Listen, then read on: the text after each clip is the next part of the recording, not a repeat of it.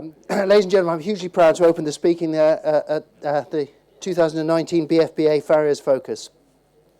I'd like you to welcome you all here today. Forgive me for reading this, there's a lot of words and I couldn't learn it all. I've been asked to come and give my perspective on running a farrier business. I plan to share some of my thoughts with you, but I realise we're all different and what works for me may not work for other farriers. I'm also happy to listen to anyone else's views as we go along. Please interrupt me or ask questions, I don't mind. I've been a farrier for just shy of 40 years. I've trained 6 apprentices and had qualified farriers working for me all my career. The point of this talk is just to highlight some of my thoughts and ideas that have helped me, as well as some which have hindered me.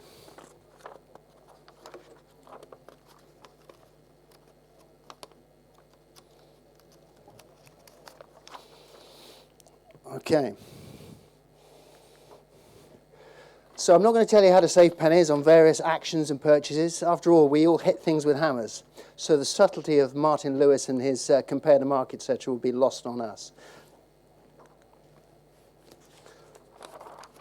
I think we all know that it costs about £1.25 in nails and about 90p on a rasp a horse. And how you can save money by buffing a rasp or buying cheaper nails, that's been done to death. But time and again, I see farriers who are unable to support their business expenditure of nails and shoes, etc., because of poor financial planning. It's always someone else's fault. It could be clients not paying soon enough, or the guy down the road who was only charging 50 quid a set, keeping the prices low. But clients not paying is a fact of life. Cash flow is a fact of life. Competition is a fact of life. These are problems which aren't unique to our profession. I'm sure I'm not telling you anything you don't already know. But how can we fix it, though? First, we need to have a clear picture of our market, future and current. I have known farriers failing to succeed in the wrong market. I used to have a niche market in that if you had a mile-long drive and a big pile of Cotswold stone at the end of it, I probably shod there. But it didn't start out like that. And had that been the market I chased when I first qualified, my career would have been short-lived. I shod nutty ponies in the corner of fields in mud for poor payers just like the rest of us did. And when we started out, discovering your market and feeling comfortable in that world is step one to the road in a good business. That can be shoeing hairy cobs, racehorses, polo ponies, eventers or hunters. I found I wasn't comfortable shoeing eventers. This may have been due to the fact that they blame you for not winning, their horse not jumping well, forgetting to book you, and not having enough money to pay you. Or maybe I was just being too sensitive, I'm not sure. But I was comfortable shoeing polo ponies and hunters, so that became my target market. I was also happy doing big yards with large numbers of horses. I found that doing bulk well was very rewarding and paid well, despite being hard work. For a long time in the late 80s and early 90s, I paid qualified guys to work for me before becoming an ATF in 2000. Okay, that was my first house, that's my current house. Something I hear a lot of is some farriers around me are only charging 50 quid a set. What others charge has never bothered me and is massively beyond my control anyway. Partly because the guys doing it cheaply don't do the best work, and also because they are working for a market which I have no interest in. Only once have I come across a good guy doing a fantastic job cheaply, and he worried me. So when I look at my needs when I first qualified, they were very different to my needs when I've been qualified for 5 to 10 years. When I was 21, I needed a bit more money than I had done as a 4th-year apprentice, mainly for beer and dating. So the equivalent of 50 quid, that's the modern equivalent, a set was fine. When I took out a mortgage and started a family, £50 a set wasn't enough. So I slowly started increasing my prices a little bit every year. I found that I consistently needed to increase my finances. Bigger house equals bigger mortgage, kids, ponies, horse box, transport for ponies. At this point, I was equivalent of £75 a set. So my price rises were a reaction to my lifestyle choices, not necessarily the market rate. But most importantly, I kept my spending under control wherever possible.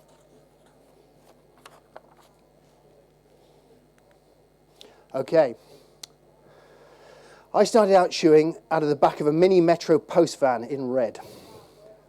I've never really wasted money on what I drive, as long as it's presentable and reliable. My current assistant, qualified farrier, drives a Ford Connect that cost her 3,000 quid.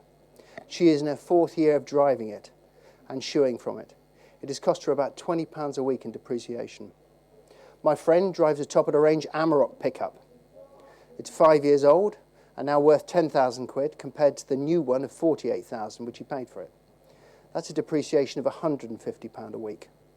Plus, it's expensive in many other aspects, including a back conversion. I've seen quotes for 8,000 quid for this.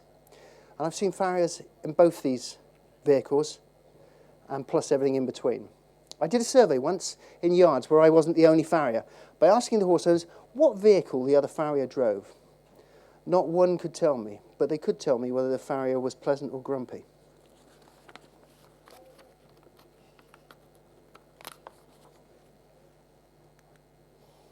Okay, death and taxes, the only certainties in life.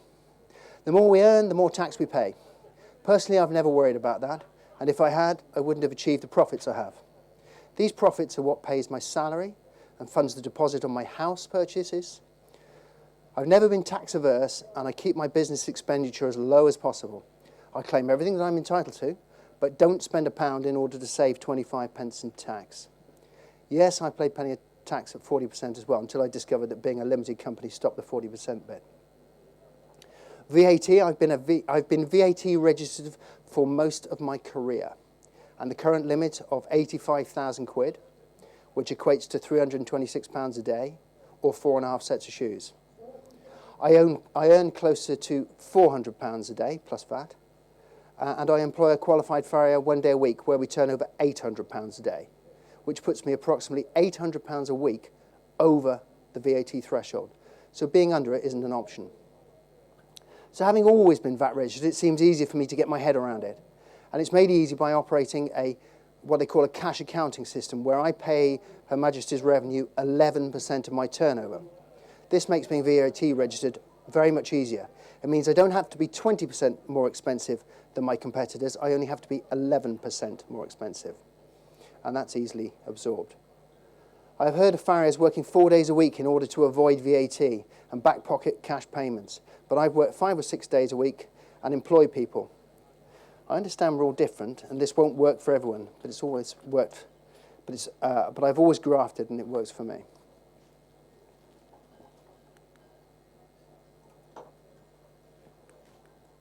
Okay, that's me, 18 months ago. I found it a good idea not to spend all you earn. Every now and again, I've needed a bit of spare cash. I've had 3 major accidents, all requiring the help and goodwill of my fellow farriers to keep my business afloat, and a bit in the bank to keep the household running. Illness is another unforeseen factor. When I was 22, I contracted pneumonia, and I was in hospital on the critical list for a week, and it was another 6 weeks before I was able to shoe a horse. I've always been humbled by the help and generosity of some of my friends when I've needed it. And it's always worth remembering who your friends are when the shit hits the fan. And a bit of extra cash in the bank to cover the bills also helps make these difficult times slightly less stressful. That can happen to any of us.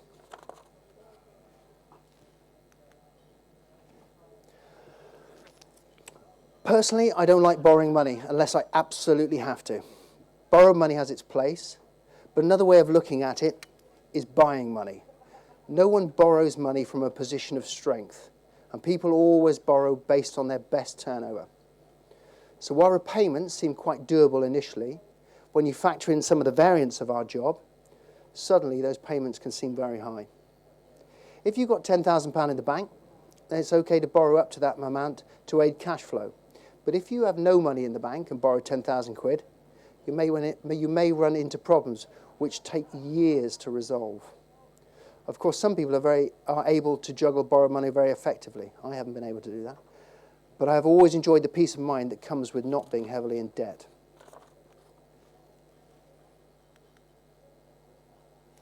Okay, what else can go wrong?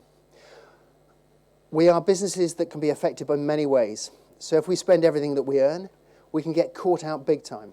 Some factors are subtle, but can reduce our turnover. We had a good summer last year and not a bad winter, and not a bad spring so far. On my books, the feet were looking really good and strong. The customers are thinking the same thing. Some ring when they need me, some cancel when they don't need me. So here's a quick sum. If your horse needs shoeing at 5 weeks, but goes 6 weeks, that's a 20% reduction in your turnover for that horse, plus all the others that are doing the same. In 2012, it was 30 degrees in March, but on the 1st of April, it started raining and didn't stop raining for 11 months. Badminton Horse Trials was cancelled, along with many other events and shows. The polo finished early and the feet looked dreadful. It cost me a fortune. The last time I lost that much money was during foot and mouth epidemic. I think we're very lucky that the latest flu outbreak didn't take a hold. When Brexit was announced, my costs went up overnight by 20% on anything that was imported, and that's most of what we buy. And some items that are home produced. Due to the exchange rate, I remember buying a pair of MFC clenching tongs that went from 98 quid to 118 pounds. I argued that they were already in the country, so should not be subject to that price rise. They let me have them for 98 quid, but that was the last thing I bought at that price. This was an unexpected price rise in stock items that we can't pass on to clients. Competition. Many in the trade believe that there are too many farriers in the country, causing a huge competition issue. This may be true. As in some areas of the UK, we have a lot of clients who employ a farrier for about 12 months and then move on. They're a fact of life. And if you're in that market, my advice to you is to keep up your marketing on social media, as that seems to do farriers well. Thankfully, I don't have to do that, but I am aware of lots who do. So, what can we do about it? Here are some of the things that we can do to improve our businesses and build some fail-safe methods. Some farriers may already have a strategy for business which regards what to pay yourself, budgeting for business costs. This is what's worked for me for the last 35 years and enabled me to save for house deposits, vehicles, holidays, and cope with those unforeseen circumstances. It's also enabled me to use premium products, shoes and nails, rather than the cheap stuff. It's enabled me to carry stock, something I know that farriers struggle with. It's no coincidence that Billy is now packaging his shoes in boxes of 5 pairs instead of boxes of 10. People just don't want to carry excess stock. So this is what I do. Every week in my diary, I record what each client has paid me, and at the end of the week, I total it up. This process takes me no more than 5 minutes. I then average that out over 1 month, 3 months, 6 months, and 12 months, which takes into account the good times and the slower times.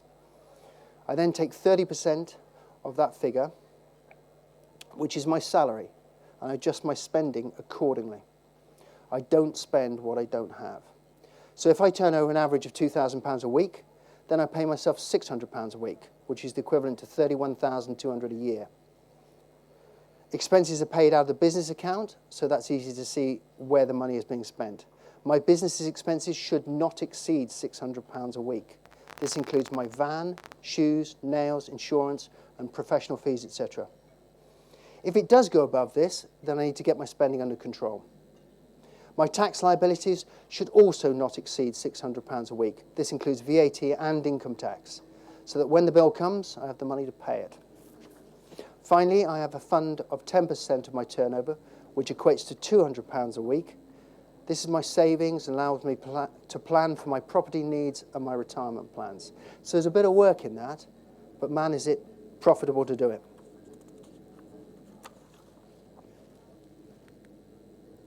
Clients. The common ingredient needed to support any business is clients, and they come in many forms. Tall, short, old, young, difficult, easy. How you interact with your clients will have a direct effect on your financial return, the length of time spent working for them, and your working relationship with them. The easy customers are easy. They are accommodating about appointments, make your coffee, a bacon roll, have well-behaved horses, and make up about 10% of your round. At the other end of the scale, we have clients who have no regard for your time or planning, have difficult horses, don't want to pay. These also make up 10% of your round. The remaining 80% are in the middle and will have some of the characteristics mentioned at the top and the bottom of the scale. Even the best clients will let you down occasionally.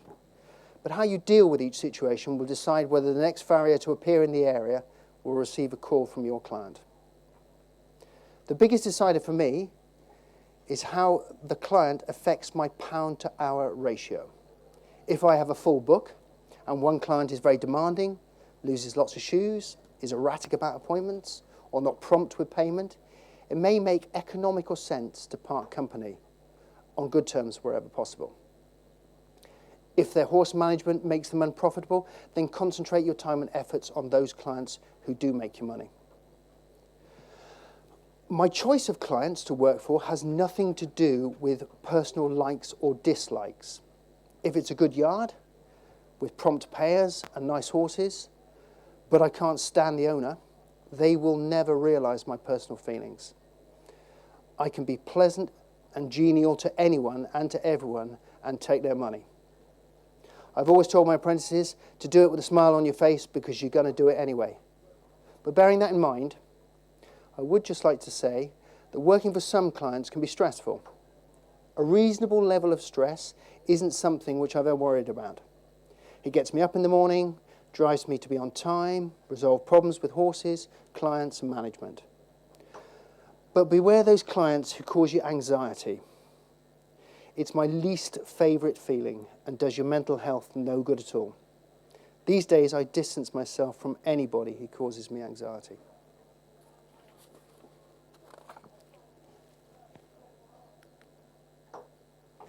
Reputation.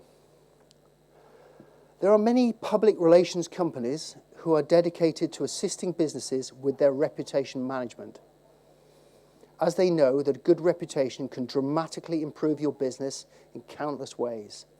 But equally, a bad one can destroy your business very quickly. The most obvious ways to enhance a farrier's reputation are common sense, timekeeping, communication, horse handling, and tidy work. They're all very important and create the foundations of a successful brand.